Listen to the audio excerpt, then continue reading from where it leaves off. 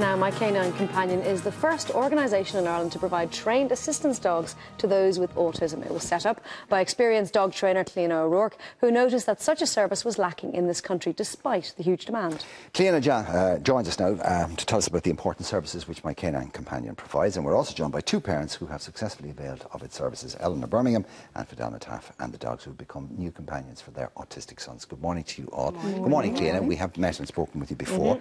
Paddy was mentioning it a little earlier on that they're going to donate all the proceeds from the egg throwing championships to you. And while we smile at that, this is actually going to provide a vital source of funding for you because, of course, all of this is self-raised, it's self-funded. You don't get any help from the government whatsoever. No, we're just a new organisation. We were only set up there in June, and Daisy is our first dog that's actually after qualifying, and we don't get any funds, so it's the parents and volunteers that are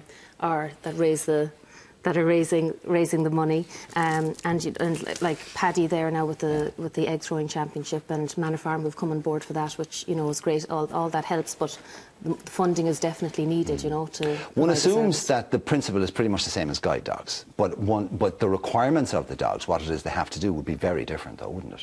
Well, I suppose the training is based on the same principle as a guide dog. The dogs are trained in a similar way, but I suppose it's a different approach in that it's the dog is an actual part. It's there for the whole family. They're usually it's in a family unit. Whereas a guide dog is very much more specifically towards one person.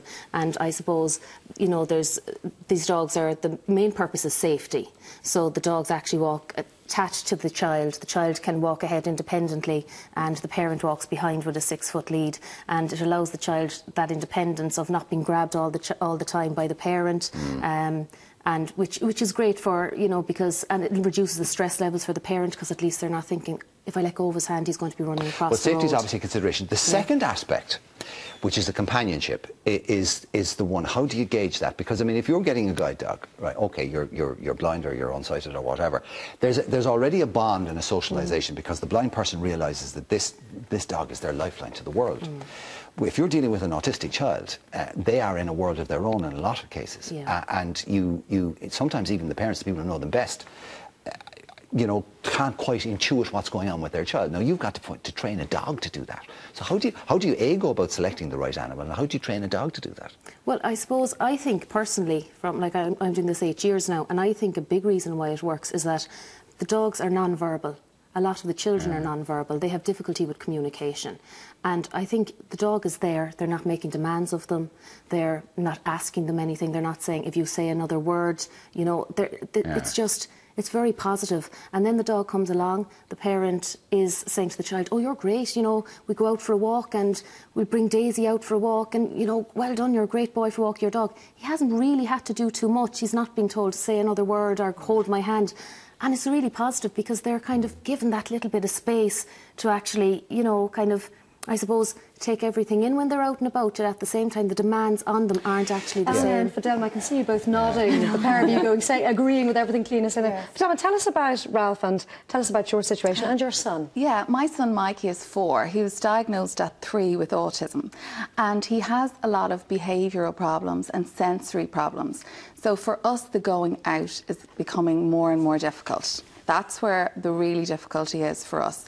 We are getting more limited in where we can go, because he's oversensitive to light, sound, all that kind of thing.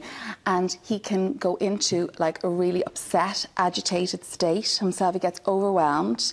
He can then get aggressive. It's a big scene. It's upsetting for him, it's upsetting for me. Other people don't know what way to react or how to react. And you end up avoiding it, because it's easier to not do it. So Has he bolted on you? He would bolt, yeah, especially if he saw something that he has a thing for trucks and trains and buses and wheels, and if he saw a bus or a train, he could run for that. So Ralph is changing all of this? Well, Ralph is a puppy. He's training. He's in training. Yeah. So Ralph is 16 weeks. We've had him for 8 weeks. So the idea would be that he will grow up with Mikey in our home, and he will be part of our family. And the training is done partly by the family, but then Cliona will do the formalised training for him. And I can see already Mike would be very loud, he would scream, he would flap, he does a lot of stimming activities. And Ralph has, in the 8 weeks, become completely immune to any of that. He's completely follows him around the house. He wants to be with him. And Mikey in the beginning was grabbing him, kind of. He wouldn't understand an animal would feel, pain, or I would even feel pain. He'd be very, physical. And he's already kind of stopped doing that. And he's got like a little picture he exchanges with pictures rather than words. And he will actually show you the picture of the dog, So his behaviour is already yeah, he seems to be calming. But and also in the car, like we went down to Cork in the car, and he was much better in the car with Ralph. And, and he's not even, as I say, it seems to be nearly like a natural thing with the dogs. They seem to kind of nearly know. But so they're being trained together almost? They're almost been trained together. And also, I feel for me as well, he's like our family. He's like our family pet. I'm, rather than being, but for us, we haven't been able to go to birthday parties, weddings. We can't go to anything like that. And well, not yet. Not yet. I am just putting my hopes and my confidence and everything that will happen. You've had a bit more experience. Daisy here is how old? She's 2, but we actually only have Daisy 5 weeks. Oh. Yeah, but she is fully trained. She's fantastic.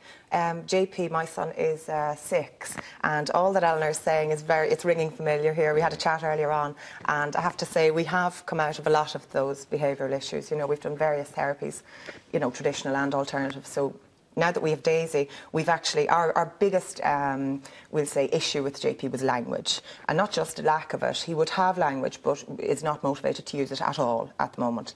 And he'll use functional language, and of course if he needs something, he'll be able to say that. But spontaneous language was just a no-no.